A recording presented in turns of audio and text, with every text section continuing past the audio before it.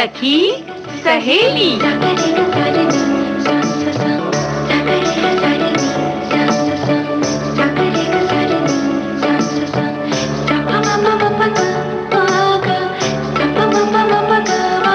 सखी सहेली।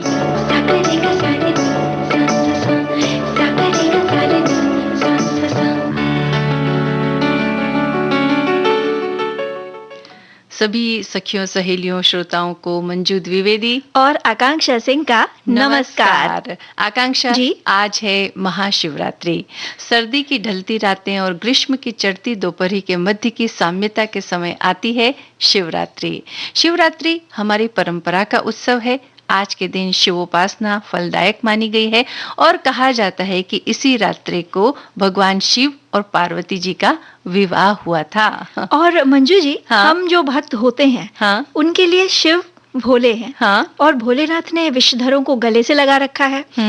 जैसे प्रकृति में अच्छा बुरा सभी होता है, लेकिन शिव सभी को अपनाते हैं और उनकी यही बात उन्हें सबसे अलग बनाती है। शिव एक शाश्वत का प्रतीक है। शिव का अर्थ ही है कल्याणकारी।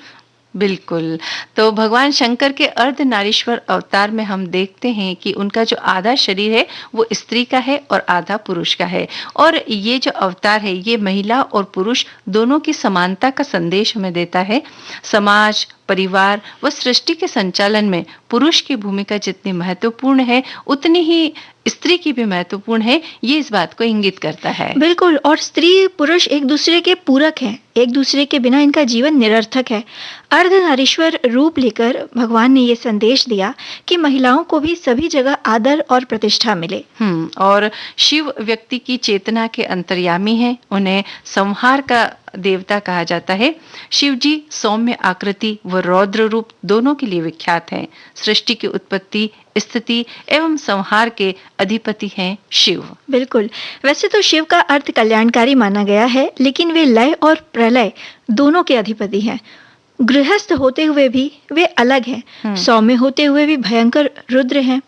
वे द्वंद्वों से रहित सह अस्तित्व के महान विचारक का परिचायक हैं। बिल्कुल। और कोई भी 4 दाने चावल, फूल, बिलपत्र और एक लोटा जल चढ़ाए तो महादेव प्रसन्न हो जाते हैं। उनकी उदारता तो देखिए, जहाँ सब और आक और धतूरे की निंदा करते हैं, लेकिन वो उनके फूलों को भी स्वीकार करते हैं। महादेव के दरबार में कोई भेदभाव नहीं है। भेदभाव के लिए कोई जगह वहां पर नहीं है। यही बात है जो उनको अलग बनाती है। और शास्त्र कहते हैं कि जिन्हें ज्ञान चाहिए वे भगवान शंकर की शरण में चले जाएं। वास्तव में महादेव तो सारे जगत के माता पिता और गुरु हैं। तो आइए आज के दिन हम शिवत्व को प्राप्त करने का प्रयास करें और ये गीत सुने। बम बम भोला, बम बम भोला, बम बम भोला, बम बम भोला।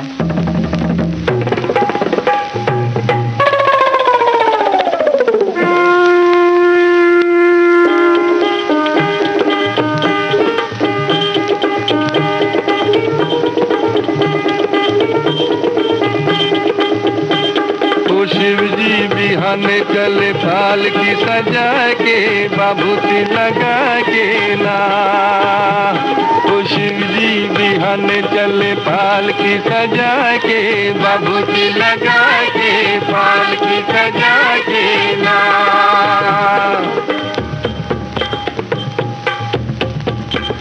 ओ जब शिव बाबा करे तैयारी कैके सकल समान हो, दाहिने अंग त्रिशूल विराजे नाचे भूत शैतान हो। ब्रह्मा चल विष्णु चल लेके वेद पुराण हो, शंख चक्र और गदा धनुष लई चले श्री भगवान हो। और बंटन के चले बम भोला, लीले भांग धतूर का गोला, बोले जे हरदम चले लड़का परा के, बाबूती लगा के, फाल की सजा के ना। ओ शिव जी बिहाने चले फाल की सजा के, बाबूती लगा के, फाल की सजा के ना।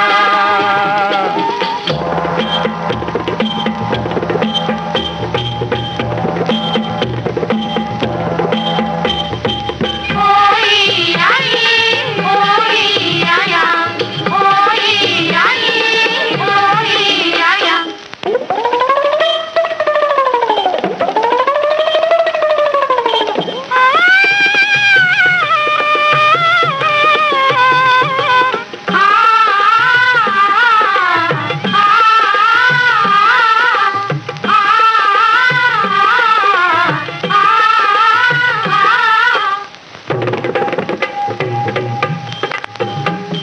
हो माता मत दिन पर चल चल ली तिलक दलीली लार हो, काला न गर्दन के नीचे वहू दिलन फुकार हो। लोटा फेंक के भाग चलैली का विधि लिखल लीलार हो, जिनके संग विवाह न करबो गौरी रही कुमारी हो। कहे पार्वती समझाई बतिया मानो हमरो माई, जय भर आइल हम कर्मवा लिखा के, बाबूजी लगा के बाल की सजा के ना। ओ शिव जी बिहान चले पाल की सजा के, बाबूजी लगा के बाल की सजा के ना।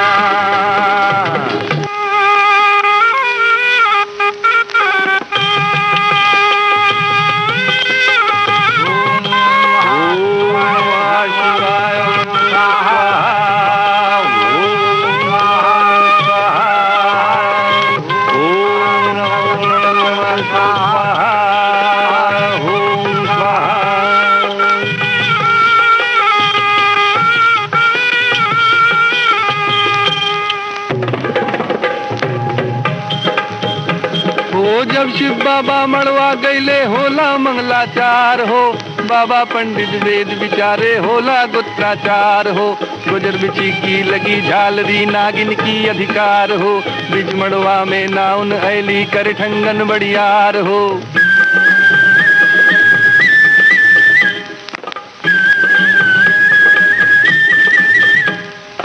एगो नागिन दहलन विदाई, नाउन जीवले चले पराई, सब हंसे लगल देवता ठठा के, बाबूजी लगा के पाल की सजा के ना। ओ शिव जी बिहान चले पाल की सजा के, बाबूजी लगा के पाल की सजा के ना।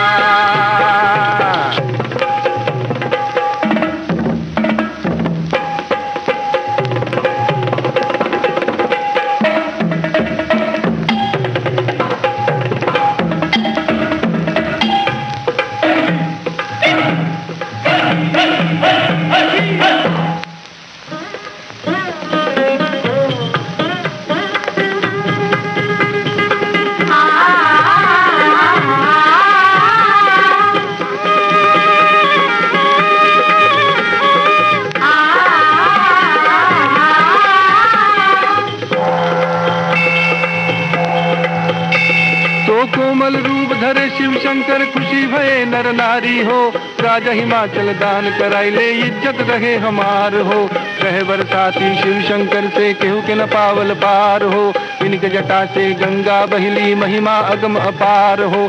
जय शिव शंकर ध्यान लगाए इनके तीनों लोग दिखाए, कहे दुख रन यही फट बनवाए, बाबूजी लगा के पाल की सजा के ना।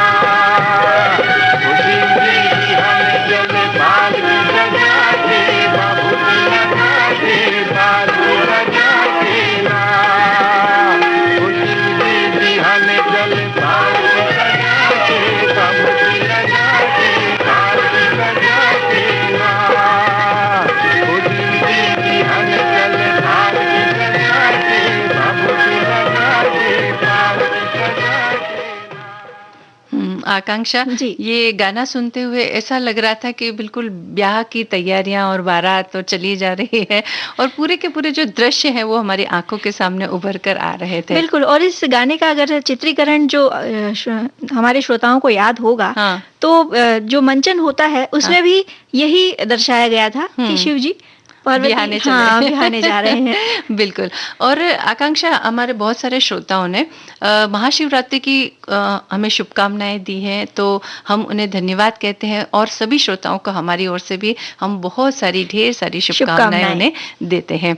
और कोई भी विशेष जब मौका होता है ना आकांक्षा, तो गाने बजाने का एक अपना ही अलग महत्व होता है। और ये गाना और बजाना, ये हालांकि इसमें परिवर्तन कुछ सालों में हुआ है, लेकिन जब लोक गायन की बात आती है तो वो परंपराएं न जाने कितने वर्षों से चली आ रही है, उसके बारे में हमें पता ही नहीं है। हालांकि भले ही उसका स्वरूप थोड़ा सा पहले अलग होगा और अब बदल गया है, लेकिन फिर भी गाना और बजाना ये शाश्वत सत्य है। बिल्कुल। और इससे मन को खुशी मिलती है, ये भी बात सत्य है। हाँ, जब भी मौका मिलता है। अब देखिए ना मंजू जी, अगर थोड़ा सा हम समय पीछे चलें तो आजकल के जो बच्चे हैं वो तो उनको तो ये नहीं देखने को मिलता है, लेकिन गांव घर की ओर अगर हम जाएं तो जो हमारी जो पुरानी महिलाएं रहती थीं, दादी नानी, कुछ खास मौके होते थे, शादी ब्याह का मौका होता था या घर में पूजन भजन होता था, तो एक जो खास लोकगीत रहते थे उस समय के, वो बिल्कुल गाती थी। हाँ बिल्कुल। और सुबह सुबह भी गाए जाते हैं, उसे प्रभाते कहते हैं। सुबह के समय के अलग गीत होते थे, संध्या वेला के अलग गीत होते हैं, और वो न जाने कितने वर्षों से चले आ रहे हैं, और पीढ़ी दर पीढ़ी एक दूसरे को वो इन बातों का जो है संप्रेषण होता चला जाता है और वो हम तक पहुंचता है। और जो भारत देश है, हर क्षेत्र की जो लोक गीत हैं, हर क्षेत्र के जो लोक गीत हैं, नाट्य गीत हैं, वो कुछ न कुछ अलग रूप लिए हुए हैं। हाँ बिल्कुल। और ऐसी ही एक गायन शैली है पंडवानी गायन, और आज हम बात करेंगे पंडवानी गायिका तीजन बाई की। पंडवानी छत्तीसगढ़ का वो एकल नाट्य है जिसका अर्थ है पांडववाणी, अर्थात पांडव कथा, यानी महाभारत की कथा। ये कथाएं छत्तीसगढ़ की प्रधान और देवार समुदायों की गायन परंपरा है। प्रधान गोंड की एक उपजाति है और देवार घुमंतु समुदाय है। इन दोनों समुदायों की बोली वाद्यों में अंतर है। प्रधान समुदाय के कथावाचक या वाचिका के हाथ में किंकणी नामक एक वाद्य होता है और देवारों के हाथों में रुंझु होता है। प्रधानों ने और देवारों ने पंडवानी लोक महाकाव्य को पूरे छत्तीसगढ़ में फैलाया। तीजन बाई ने पंडवानी को आज के संदर्भ में ख्याति दिलाई, और न सिर्फ हमारे देश में बल्कि विदेशों में भी उन्होंने इसको ख्याति दिलाई है। जी, भिलाई के गांव गनियारी में जन्मी इस कलाकार के पिता का नाम हुनुकलाल परधा और माता का नाम सुखवती था। नन्ही तीजन अपने नाना ब्रजलाल को महाभारत की कहानियां गाते और सुनाते देखती और धीरे धीरे उन्हें ये कहानियां याद होने लगी। उनकी अद्भुत लगन और प्रतिभा को देखकर उमेद सिंह देशमुख ने उन्हें अनौपचारिक प्रशिक्षण भी दिया। लगभग 13 वर्ष की उम्र में उन्होंने अपना पहला मंच प्रदर्शन किया। उस समय में महिलाएं पांडवानी गायिकाएं जो होती थीं, वो केवल बैठकर गा सकती थीं, जिसे वेदमती शैली कहा जाता है, और पुरुष खड़े होकर कापालिक शैली में गाते थे। तीजन बाई वे पहली महिला थीं जिन्होंने कपालिक शैली में पंडवानी का प्रदर्शन किया, यानी मंच पर खड़े होकर पंडवानी गाई। और एक दिन ऐसा भी आया जब प्रसिद्ध रंगकर्मी हबीब तनवर ने उन्हें सुना, और तब से तीजन बाई का जीवन बदल गया। तत्कालीन प्रधानमंत्री इंदिरा गांधी से लेकर अनेक अति विशिष्ट लोगों के सामने देश विदेश में उन्होंने अपनी कला का प्रदर्शन किया है। बिल्कुल।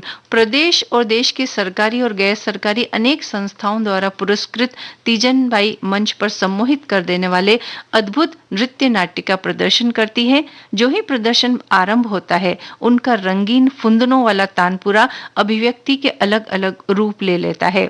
कभी वो दुशासन की बाह, कभी अर्जुन का रथ, कभी भीम की गदा, तो कभी द्रौपदी के बाल में बदलकर ये तानपुरा श्रोताओं को इतिहास के उस समय में पहुंचा देता है जहां वे तीजन बाई के साथ साथ जोश, होश, क्रोध, दर्द, उत्साह, उमंग और छल कपट की ऐतिहासिक संवेदना को महसूस कर सकते हैं। उनकी ठोस लोकनाट्य वाली आवाज और अभिनय, नृत्य और संवाद उनकी कला के विशेष अंग हैं। जी, तीजन बाई भारत के छत्तीसगढ़ राज्य में उनका जन्म हुआ था 24 अप्रैल को। उन्होंने पंडवानी लोक गीत नाट्य की, जैसे हम बता चुके हैं, वे पहली महिला कलाकार हैं। देश विदेश में अपनी कला का प्रदर्शन करने वाली तीजन बाई को बिलासपुर विश्वविद्यालय द्वारा डीलिट की मानद उपाधि से सम्मानित किया गया। इसके अलावा 2003 में कला के क्षेत्र में पद्म भूषण से और 1988 में उन्हें पद्मश्री सम्मान से सम्मानित किया गया। साथ ही साथ सन 1995 में संगीत नाटक अकादमी पुरस्कार और साल 2007 में नृत्य शिरोमणि से भी उन्हें अलंकृत किया जा चुका है। बिल्कुल। और लोक नाट्य शैली पंडवानी की कलाकार तीजन बाई अद्भुत नृत्य नाट्य का ऐसा प्रदर्शन करती हैं कि देखने वाला सम्मोहित हो जाता है। वे अपनी ओजपूर्ण अभिनय शैली से देखने वालों को इतिहास में ले जाकर महाभारत के चरित्रों की संवेदनाओं से जोड़ती हैं। और इसके साथ जो दर्शक होते हैं वो तीजन बाई के साथ पात्र के मनोभावों और ऐतिहासिक पात्रों और घटनाओं की संवेदना के साथ जुड़ जाते हैं। तीजन बाई की प्रभावशाली और लोक नाट्य के अनुरूप आवाज, अभिनय, नृत्य और संवाद उन्हें पंडवानी की अद्वितीय गायिका बनाती है। बिल्कुल। और तीजन बाई ओज से भरी हुई महाभारत की कथा कहती हैं। उनकी शैली में उत्साह और वीरता है जो उन्हें हमारे यहाँ जो महिला की एक ऐसी छवि बना दी गई है ना कि भाई महिला अबला नारी होती है, तो उस छवि से एक अलग छवि उनकी बनती है। और वो तीजन बाई ने बताया कि महिलाएं ओज में हो सकती हैं। उन्होंने इस कला में महिलाओं के लिए एक नई संभावना को जन्म दिया है। जी।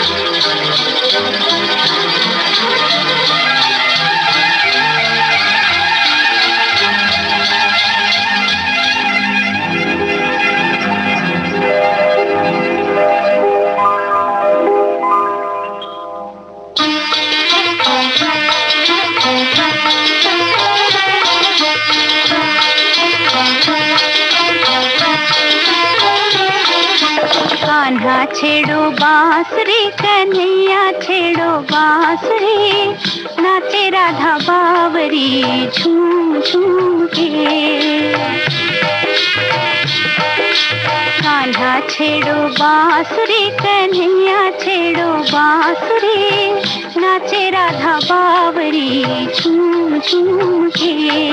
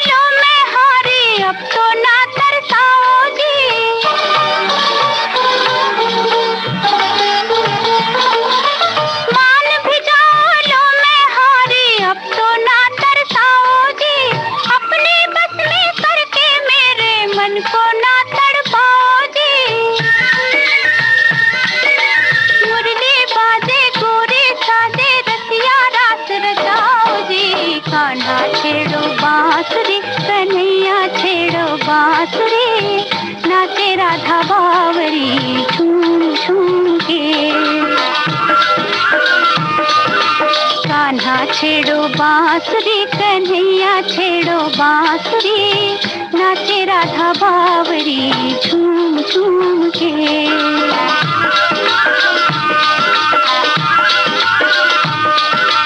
झूम झूम के नाचे झूम झूम के,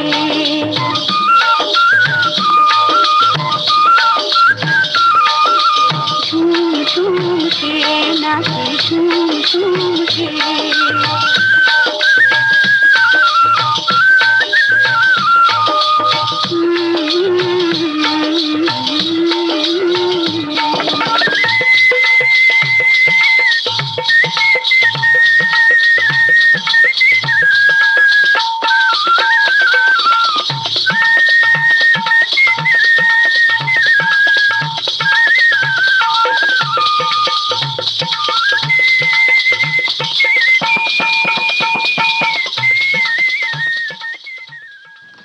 सावन फिल्म का ये गीत हमने सुना आकांक्षा, इसमें आवाज लता मंगेशकर की, प्रेम धवन के बोल और हंसराज बहल का संगीत। और सचमुच जब कान्हा की बांसुरी बजती है तो झूमने का मन तो करता ही है ना। और आप झूम भी रही थी। क्योंकि गीत ही कुछ ऐसा था इसके लिए। और जब हम आकांक्षा बहुत जो हमारा रूटीन का जो काम होता है, दिन भर काम की व्यस्तता रहती है, कई महीनों तक ये व्यस्तता चलती रहती है, और जब काम की अति हो जाती है तो थोड़ा सा हमें रिफ्रेशमेंट की जरूरत पड़ती है, ताजगी की जरूरत पड़ती है, एक ब्रेक की जरूरत पड़ती है। हाँ, और ब्रेक अगर ऐसा हो कि थोड़ा लंबा ब्रेक हो और उस ब्रेक में हम कहीं घूमने चले जाएं तो क्या ही बात है, मजा आ जाता है। इसे कहते हैं मंजू जी सोने पे सुहागा वाली बात। और दूसरी बात ये भी है कि जब हम नई नई जगहों पर जाते हैं तो वहाँ की संस्कृति का परिचय भी हमें मिलता है। जी बिल्कुल। और हमारे यहाँ क्या होता है, इससे अलग वहाँ क्या है वो भी हमें देखने को मिलता है, खान पान अलग होता है, तो ये सब हमें जानने के लिए मिलता है। बिल्कुल, आप जो इतना कह रही हैं मैं समझ गई कि आज आप कहीं तो हमें घुमाने ले चलने वाली हैं। और हाँ। किस जगह ले चलेंगे, हमारे साथ साथ हमारी सखियां हैं, जो श्रोता हैं, वो भी जानना चाहेंगे। हाँ बिल्कुल, आज हम हम्पी की यात्रा पर चलेंगे।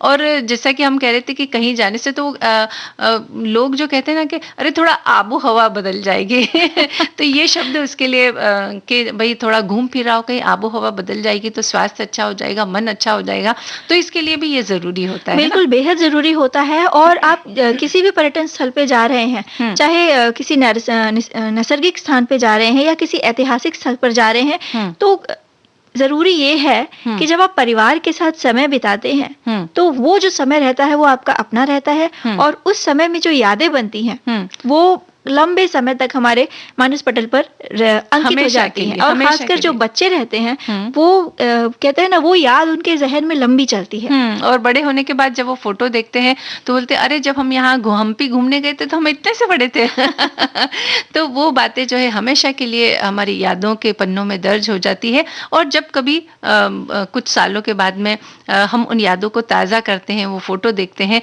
तो मन प्रसन्नता से भर जाता है और फिर से वही खुशी देता है जब हम वहां गए थे। बिल्कुल। और हम्पी की जब आप बात कर रही हैं तो वो अकेला भारतीय पर्यटन स्थल है जिसे दुनिया के बेहतरीन 52 पर्यटन स्थलों में दूसरे नंबर पर शामिल किया है। तो चलते हैं हम्पी के रोचक सफर पर। बिल्कुल चलते हैं। और कल्पना कीजिए कि आप ऐसे संग्रहालय में सुबह सुबह प्रवेश करें जो चारों ओर से न सिर्फ खुला हो बल्कि 16वीं शताब्दी का एक प्रसिद्ध शहर हो, और जो जो दिन खुले तो पतली और काली चमकदार सड़क के दोनों ओर लगे छोटे छोटे साइन बोर्ड आपको उन नामों की नगरी में ले जाएं जो भारतीय इतिहास के स्तंभ माने जाते हैं, जहां बढ़ता हुआ हर अगला कदम आपको यहाँ की सभ्यता परंपरा से खुद ब खुद वाकिफ करवा दे। ये कल्पना हकीकत में तब्दील हो सकती है यदि आप हम्पी घूमने जाएं। दरअसल हम्पी आपको उस समृद्धतम काल में ले जाता है जो इतिहास की पुस्तकों में स्वर्णाक्षरों में दर्ज हो चुका है। ये वही शहर है जहां कभी राजा कृष्णदेव राय और उनके अति बुद्धिमान सलाहकार तेनालीराम रहा करते थे। जी, और हम्पी का इतिहास जो है सम्राट अशोक के समय से मिलता है। मध्यकाल तक यह कई राजवंशों की राजधानी रहा, लेकिन हम्पी की वास्तविक प्रसिद्धि और समृद्धि विजयनगर साम्राज्य से जुड़ी है, जिसने तुगल वंशीय राजा कृष्णदेव राय के काल में अतुलनीय ऊंचाई हासिल की। और इतिहास में विजयनगर साम्राज्य अपने व्यापार और उच्च स्तरीय प्रशासन के लिए जाना जाता है, जब भवन निर्माण, मूर्तिकला और संगीत के क्षेत्र में काफी तरक्की हुई थी। और इसकी वानगी आप यहाँ पसरी तरह तरह की संरचनाओं में देख सकते हैं। स्तंभों पर बने ऊंचे ऊंचे घोड़े इस बात का प्रमाण है। हालांकि आज के काल में कुछ संरचनाएं जो हैं खंडहर में तब्दील हो गई हैं, लेकिन अब भी साबुत बचे हुए भवन, मंदिर, सराय और बाजारों का जो क्षेत्र है, इस साम्राज्य की भव्यता और उनके कारीगरों के कौशल का पता चलता है। यहाँ पत्थर पर उकेरी गई महीन कलाकृतियों से सुसज्जित कई भवन हैं। इनमें मंदिर, लंबे लंबे गलियारे, मूर्तियां, बाजार और कई चीजें इतने आकर्षित करते हैं कि उनकी निर्मिति को घंटों निहारा जा सकता है कि वो कैसे बने हैं। हाँ, मतलब उसकी सुंदरता इतनी ज्यादा है कि देखने से हमारा मन नहीं भरता है, सोचते हैं कि और भी इसे देखते रहे। और वहाँ जो खंबे हैं उनसे स्वर लहरियां निकलती है। विट्ठल मंदिर में ही रथ के पीछे उस परिसर की एक महत्वपूर्ण संरचना है, महामंडपम। इसका प्रयोग राजसी नृत्य और संगीत के कार्यक्रमों के लिए किया जाता था। शिल्प की इतनी महीन कारीगरी यहाँ देखने को मिलती है कि एक एक मूर्ति को देखने में ही काफी समय लग जाता है।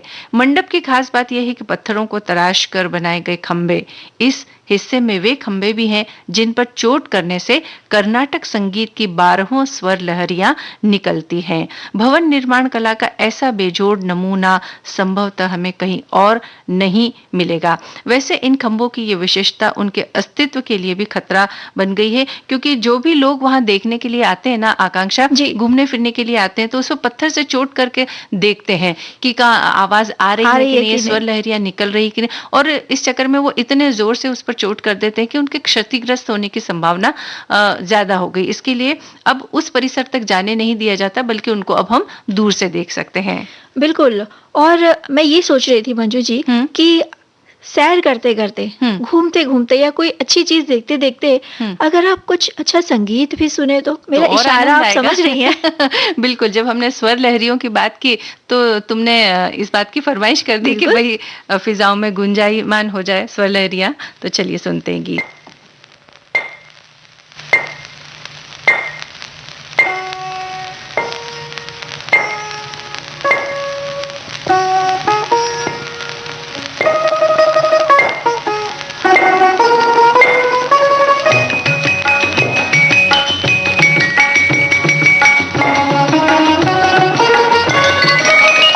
श्यामल श्यामल बरन, कोमल कोमल चरण, तेरे मुखड़े पे चंदा गगन का जड़ा, बड़े मन से विधाता ने तुझको घड़ा, बड़े मन से विधाता ने तुझको घड़ा। श्यामल श्यामल बरन, कोमल कोमल चरण।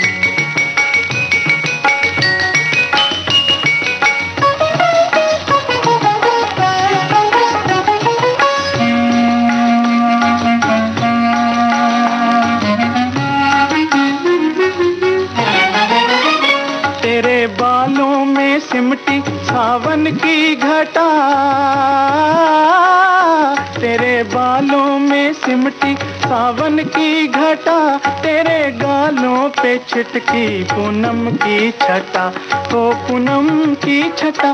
तीखे तीखे नयन, तीखे तीखे नयन, मीठे मीठे बयन, तेरे अंगों पे चंपा का रंग चढ़ा, बड़े मन से विधाता ने तुझको घड़ा। श्यामल श्यामल बरन, कोमल कोमल चरण।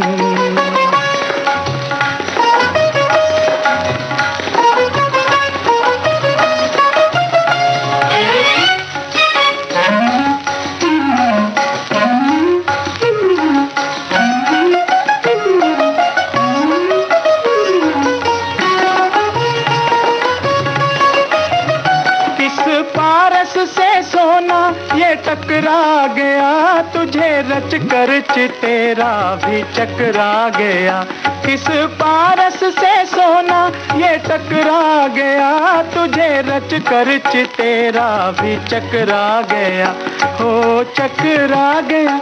ना इधर जा सका,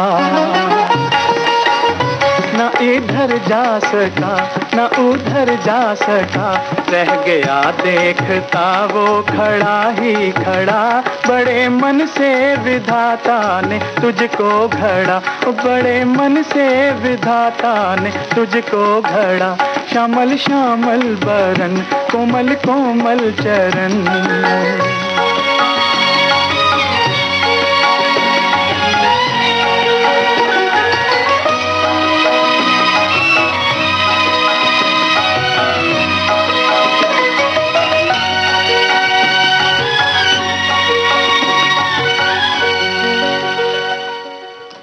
आकांक्षा, हम हम्पी की बात कर रहे थे और उसी के साथ हमने ये गीत सुना।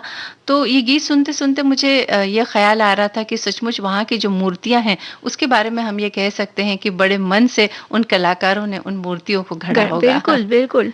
हम्पी के जो मंदिर हैं हाँ। उन मंदिरों के मामले में एक बात बहुत रोचक लगती है। आसपास बसे लोग उन मंदिरों में अब भी पूजा अर्चना करने आते हैं और मंदिरों की पूजा पद्धति ठीक वैसी ही है जैसे सैकड़ों साल पहले थी। मंदिर में रथ और हाथियों का वही महत्व है। घरों के बाहर उसी तरह के अल्पनाएं उस राजसी वैभव के साथ स्थानीय लोग जो हैं उनमें प्रचलित हैं और वहाँ के जो स्थानीय लोग हैं वो उसी विधि विधानों के उन वो अभी भी पालते चले आ रहे हैं। उसी विधि विधान से वो पूजा करते हैं। तो वास्तव में हम्पी का जो वर्तमान अपनी परंपरा और इतिहास के आकर्षण के साथ खड़ा है। और प्राचीन नगर की भव्यता के दायरे के बाहर का वर्तमान उस धरोहर को संजोए रखने और उसे आकर्षक बनाए रखने के लिए बना हुआ है। और वहाँ की लुभावनी जो प्राकृतिक छटा है उसकी बात करते हैं कि यहाँ संरचनाओं पत्थरों के बाहर जो प्राकृतिक छटा छाई रहती है वो भी अद्भुत है। उसे सुबह से लेकर शाम तक और दिन से लेकर रात तक कभी भी महसूस किया जा सकता है। यहाँ सूर्योदय इतना मोहक होता है कि मन कई सुबहों तक वहाँ बैठे रहने से भी नहीं थकता है। हम्पी में कहीं से भी सूर्योदय को देखना रोचक ही रहता है, लेकिन अंजनाद्री पर्वत से सूर्य को दूर क्षितिज से प्रकट होते देखना रोमांच से भरा होता है। उस ऊंचे स्थान पर पहुंचने के लिए 700 सीढ़ियां चढ़नी पड़ती है, लेकिन उनकी बनावट ऐसी है कि जरा भी थकान हमें महसूस नहीं होती, यानी कि आसानी से हम चढ़ सकते हैं। क्या बात है। और मान्यताओं के अनुसार अंजनाद्री पर्वत हनुमान जी का जन्म स्थान माना जाता है। उस ऊंचाई से आप हम्पी का विस्तार देख सकते हैं। सुबह की स्निग्ध शांति में दूर दूर तक फैली ग्रेनाइट की चट्टानों पर जब सूरज की पहली किरण पड़ती है तो वो जो पत्थर हैं उन्हें सुनहरी शिलाओं में बदल देती हैं। और पास में बहती तुंगभद्रा नदी जो ऊंचाई से एक फीते के समान दिखती है, उसके पानी पर पड़ने वाली सुबह की किरणें पिघले सोने का रूप ले लेती है। वहां से सूर्य का नजारा जीवन में उसकी आवश्यक उपस्थिति को बार बार रेखांकित करता है। आप सोचने लगेंगे कि सूरज हमारे वर्तमान का हिस्सा है, लेकिन वह तो उस समय भी यूं ही निकलता होगा।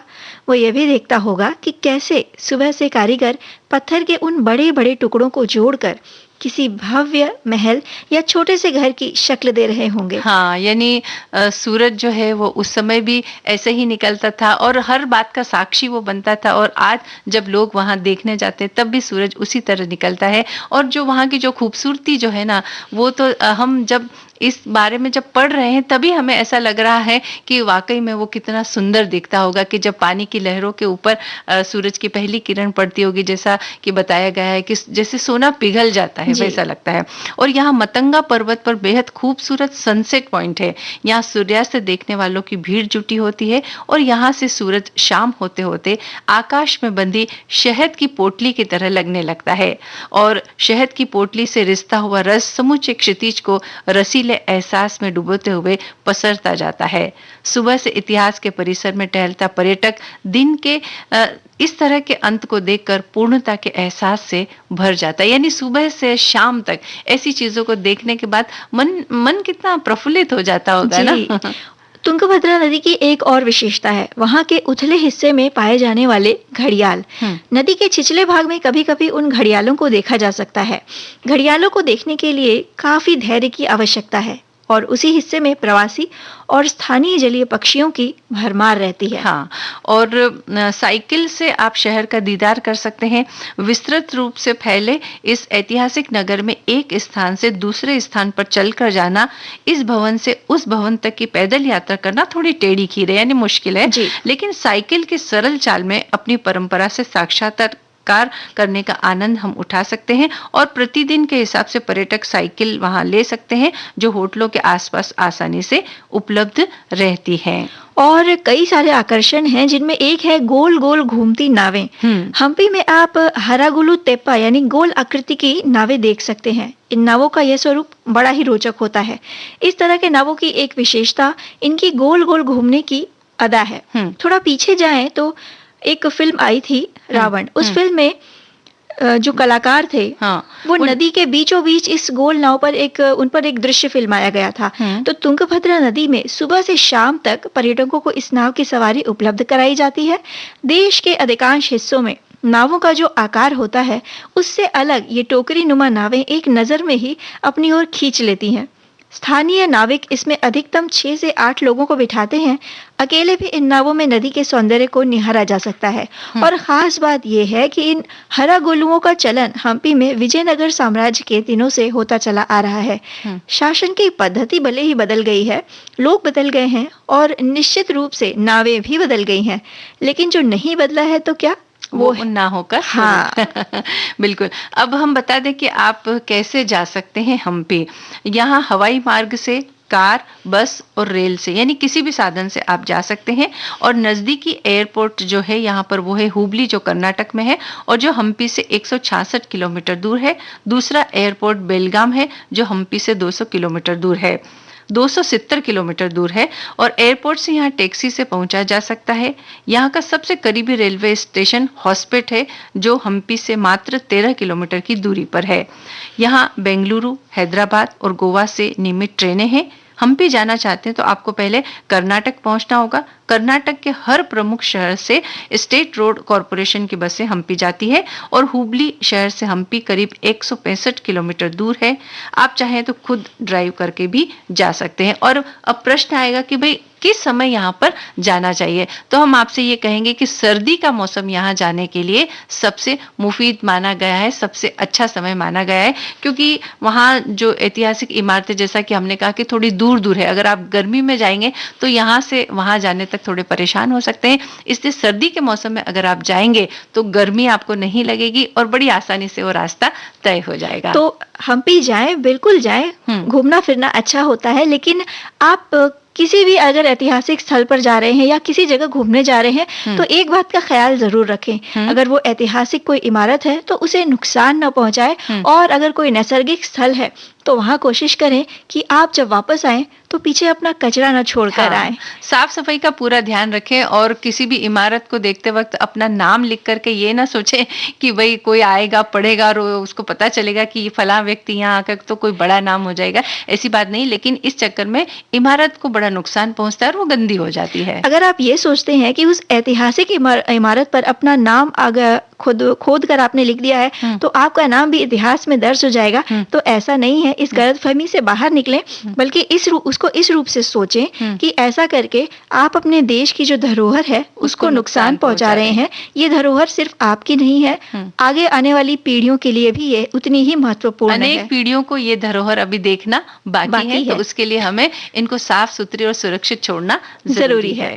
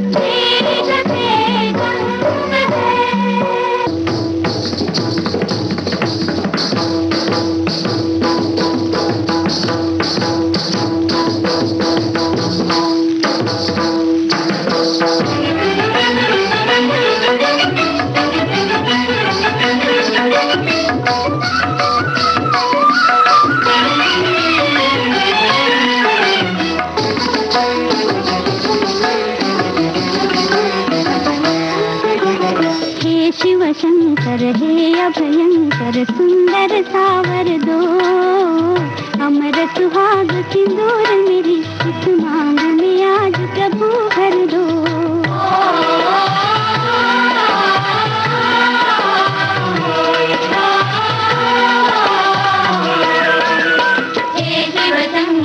हे अभयंकर सुंदर सावर दो, अमर सुहाग सिंदूर मेरी इस मांग में आज प्रभु भर दो।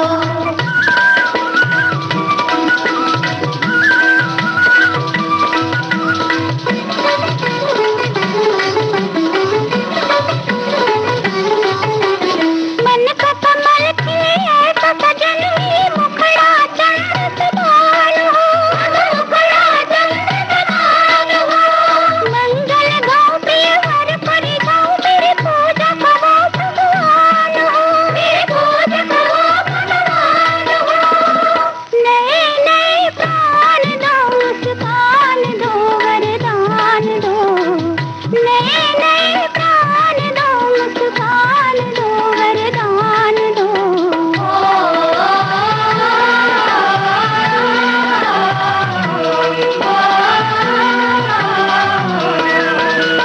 हे शिव शंकर हे अभयंकर सुंदर सावर दो, अमर सुहाग सिंदूर मेरी इस मांग में आज प्रभु भर दो।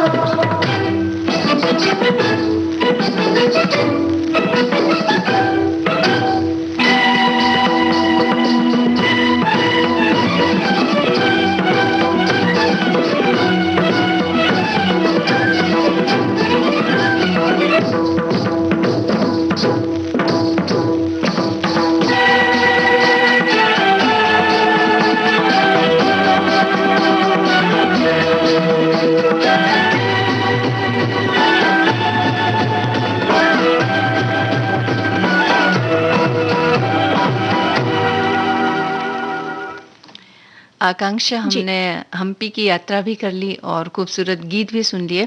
और कई लोग जो होते हैं ना, घूमने जाने के लिए एक अच्छी किसी सिचुएशन की किसी मतलब कोई ऐसा उम्र का ऐसा पड़ाव आएगा तब हम जाएंगे, ये हमेशा सोचते रहते हैं वो, कि हाँ थोड़ा काम निपट जाए, थोड़े बच्चे बड़े हो जाए, थोड़ा नौकरी का जो काम है, थोड़ा काम धंधा है, ये थोड़ा मंदा हो जाए, उसके बाद जाएंगे, ऐसा वो सोचते रहते हैं। लेकिन ऐसा समय कभी नहीं आता है। तो हमें समय रहते यूं कहे कि साल में एक बार कम से कम बाहर घूमने के लिए जरूर जाना चाहिए, ताकि जीवन में नवीनता आ जाती है, मन और शरीर में भी नवीनता आ जाती है और हम नए उत्साह के साथ फिर से अपने काम में लग जाते हैं। आप उत्साह की बात कर रही हैं मंजू जी, तो जो उम्र का जो अलग अलग जो उम्र के अलग अलग पड़ाव होते हैं, उसमें जो उत्साह का ये लेवल है, मतलब वो अलग तरीके से होता है। एक बच्चे में जो उत्साह होता है वो अलग एक अलग होता है, युवावस्था में जो उत्साह होता है वो अलग होता है। साथ साथ जब हम धीरे धीरे धीरे जब ढलती उम्र की ओर बढ़ते हैं तो मन कहीं ना कहीं थोड़ा सा निराशा से भरने लगता है। तो ऐसे में जरूरी ये है कि वो जो मन जो निराशा से ग्रस्त होता जा रहा है उसको उत्साहित किया जाए, उसको कुछ ऐसे कामों में व्यस्त रखा जाए कि हमें ये एहसास ही ना हो कि अरे अब हम क्या करेंगे। मतलब वो जो निराशा होती है ना, वो जो तनावपूर्ण स्थिति होती है, वो उस मन को कहीं घर न करने पाए। तो उसके लिए जरूरी है एक ब्रेक, जिसकी आप अभी बात कर रही थी। हाँ, और मैं ब्रेक की बात इसलिए भी कर रही हूँ कि जैसे हम एक विशेष परिस्थिति की हम इंतजार में रहते हैं, लेकिन उस चक्कर में होता क्या है कि हमारी उम्र बढ़ती चली जाती है, और जब उम्र बढ़ती चली जाती है तो हमारे शरीर के कई अंग ऐसे होते हैं जो शिथिल पड़ने लगते हैं। जैसे उम्र के साथ साथ घुटनों में दर्द होने लगता है, पैरों में दर्द होने लगता है, कमजोरी सी आने लगती है। और ऐसे में जब आप पर्यटन पर तो हम जा सकते हैं, लेकिन कई ऐसे पर्यटन स्थल होते हैं जहां पर बहुत सारा घूमने की जरूरत होती है, चढ़ने उतरने की जरूरत होती है, तो तब आप ऐसा नहीं कर पाएंगे।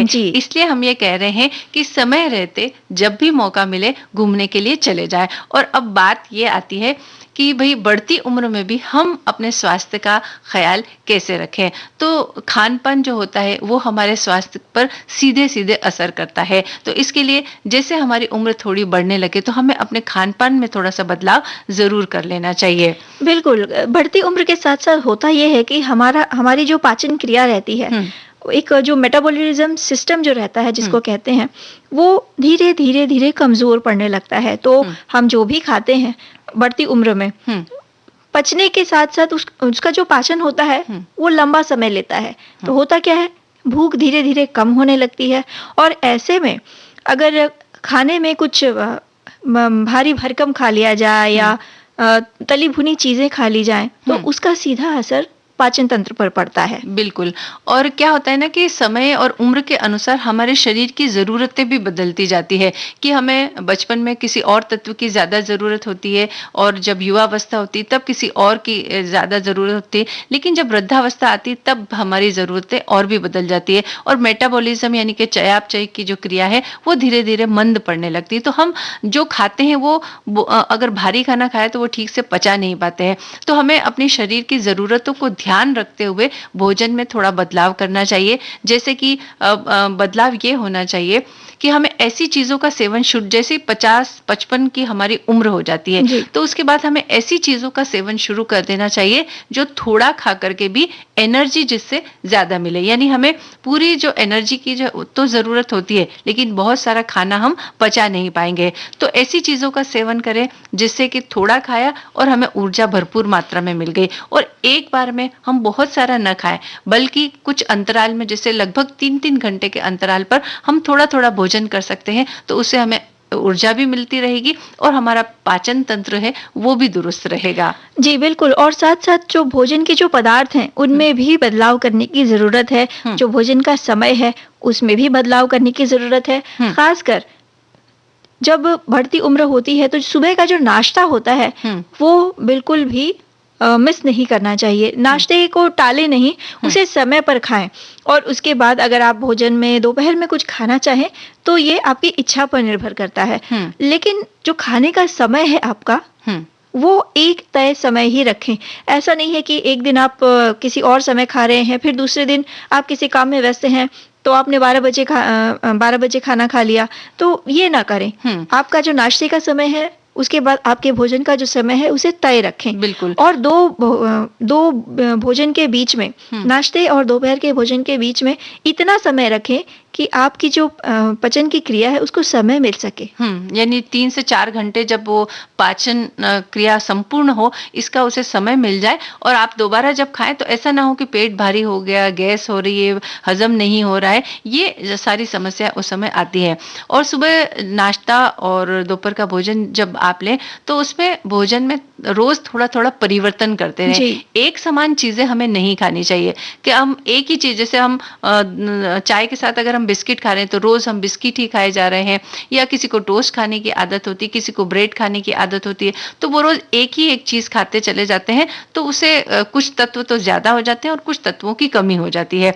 तो ऐसा नहीं करना चाहिए, बल्कि आप कभी जैसे कि अंकुरित अनाज आप वो थोड़ा सा उबाल करके उसमें ककड़ी, टमाटर वगैरह ये मिला करके एक सलाद का रूप दे करके उसे नाश्ते में ले लिया, कोई फल ले लिया, दूध ले लिया, या पोहा बना करके ले लिया, इडली बना करके ले ली। इस तरह से थोड़ा थोड़ा परिवर्तन करते हुए आप 7 दिन जो है अलग अलग तरह की चीजें खाएंगे तो हर चीज की पौष्टिकता आपको मिलती रहेगी। बिल्कुल। और कोशिश करें कि आप घर का बना ताजा भोजन ही करें। आजकल बंद पैकेट फूड का चलन चल गया है तो वो हमारी सेहत के लिए हानिकारक है।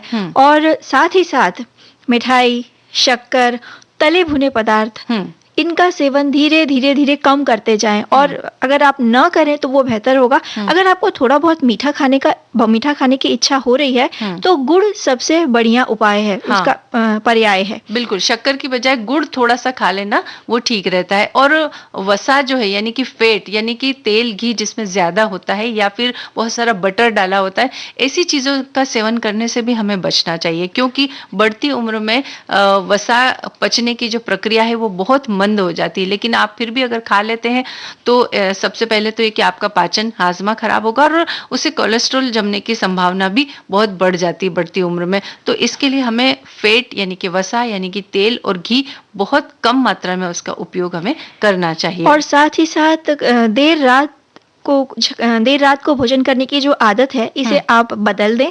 जितना जल्दी आप खाएंगे, यानी सूर्यास्त के पहले अगर आप भोजन करते हैं रात का, शाम सोने के पहले, उतना अच्छा होगा। कहते भी हैं कि सोने के लगभग 3 घंटा पहले अगर आपने भोजन किया है तो शरीर उसको पर्याप्त मात्रा में अवशोषित कर सकता है। बिल्कुल। और बढ़ती उम्र में महिलाओं को खास तौर पर एनीमिया की तकलीफ बहुत ज्यादा होती है। एनीमिया यानी कि खून की कमी हो जी। जाती है। तो ऐसी चीजें जिनमें आयरन भरपूर मात्रा में हो, ऐसी चीजों का हमें सेवन भी करना चाहिए। जैसे कि अलग अलग तरह की सब्जियां हैं, उनका उपयोग करें हम, रागी का उपयोग हम करें, फिर बीट रूट जो आता है उसमें भी आयरन की भरपूर मात्रा होती है, पालक में होती है और गाजर होती है, और इन सब चीज़ों में जो है भरपूर मात्रा में आपको आयरन मिलेगा। तो इसके लिए आप इन चीज़ों का उपयोग करें। और इसी के साथ बढ़ती उम्र में एक ये समस्या होती है कि कैल्शियम की कमी होने लग जाती है। तो क्या होता है कि जोड़ों में दर्द, घुटनों में दर्द, पाँव में दर्द, और अगर थोड़ा सा भी आप कहीं टकरा गए तो हड्डी टूट जाती है। इस तरह की समस्याएं भी आने लगती है। तो कैल्शियम से जो भरपूर आहार होता है, वो जैसे कि अपने आहार में दूध थोड़ा शामिल करे, दही ले, थोड़ा सोयाबीन ले, इन सब चीज़ों, और सीताफल में भी नेचुरल कैल्शियम होता है। तो इन चीज़ों को आप अपने आहार में ज़रूर शामिल करें ताकि इन चीज़ों की कमी ना हो पाए। और इसके अलावा प्रोटीन की ज़रूरत बहुत होती है, क्योंकि हमारे शरीर की जितनी भी टूट फूट होती है उसको रिपेयरिंग करने का, यानी कि उसको जोड़ने का काम जो है वो प्रोटीन ही करता है। इसलिए आप प्रोटीन, यानी प्रोटीन किससे मिलेगा? हमें दालों से मिलेगा। तो दिन में कम से कम 2 कटोरी दाल हमें लेना आवश्यक है। और प्रोटीन भी अलग अलग चीज़ों से मिलने वाला प्रोटीन खाना भी ज़रूरी है। हमेशा एक ही तरह की दाल ना खाएं, बल्कि रोज़ दालों को आप बदलते रहें। इसके अलावा सोयाबीन में भी प्रोटीन अच्छी मात्रा में होता है, दूध में भी होता है, दही में भी होता है। तो इन चीज़ों को आप शामिल करके प्रोटीन की कमी को पूरा कर सकते हैं, या फिर कमी होने ही ना दें।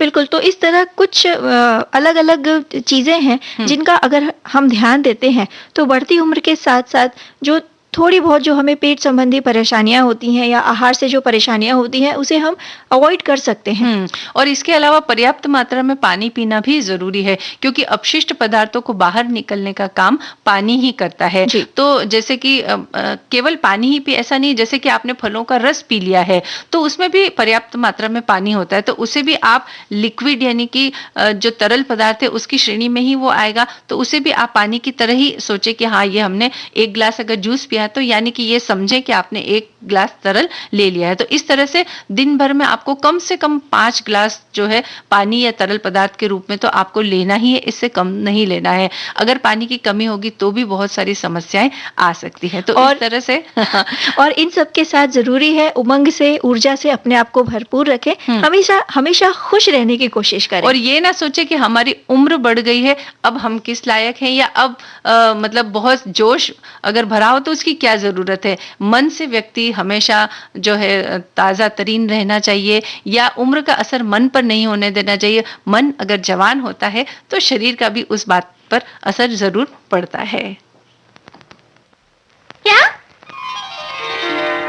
हम जब होंगे 60 साल के और तुम होगी 55 की, बोलो प्रीत निभाओगी ना तब भी अपने बचपन की। क्या क्या क्या? हम जब होंगे 60 साल के और तुम होगी 55 की, बोलो प्रीत निभाओगी ना तब भी अपने की। हम जब होंगे 60 साल के और तुम होगी 55 की, बोलो प्रीत निभाओगी ना तब भी अपने बचपन की। तुम जब होगी 60 साल की और मैं होंगी 55 की, प्रीत की ज्योत जलाऊंगी मैं तब भी अपनी बचपन की।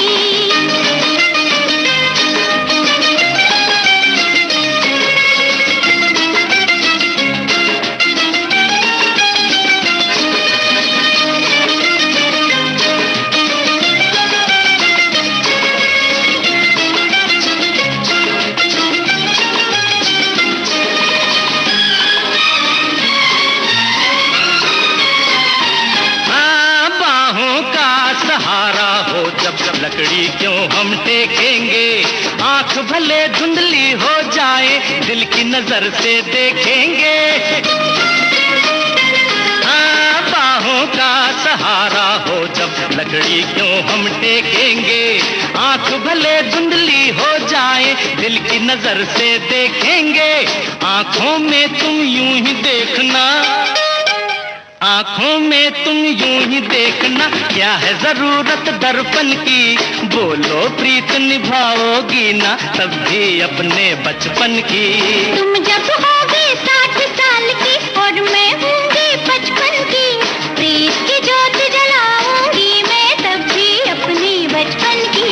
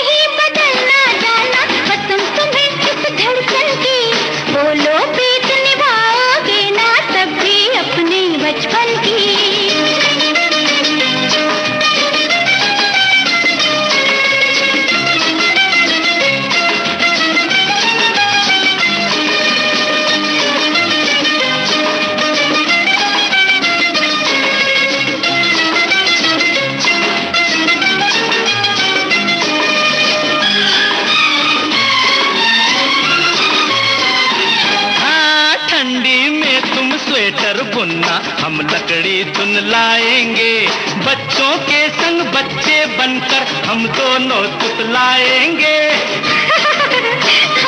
हाँ, ठंडी में तुम स्वेटर बुनना, हम लकड़ी चुन लाएंगे, बच्चों के संग बच्चे बनकर हम दोनों तुतलाएंगे, मिलजुल कर हम साथ रहेंगे। आकांक्षा, कितनी अच्छी योजना है ना। मिलजुल कर हम 60 और साथ 55 रहेंगे। साल के बाद हमें क्या करना है, ऐसी योजना हमें बनानी चाहिए। और आप स्वस्थ रहें, मस्त रहें, प्रसन्न रहें और अपने स्वास्थ्य का ख्याल रखें। इन्हीं शुभकामनाओं के साथ आज के कार्यक्रम का समापन करते हैं। आप सभी को मंजू द्विवेदी और आकांक्षा सिंह का नमस्कार। नमस्कार।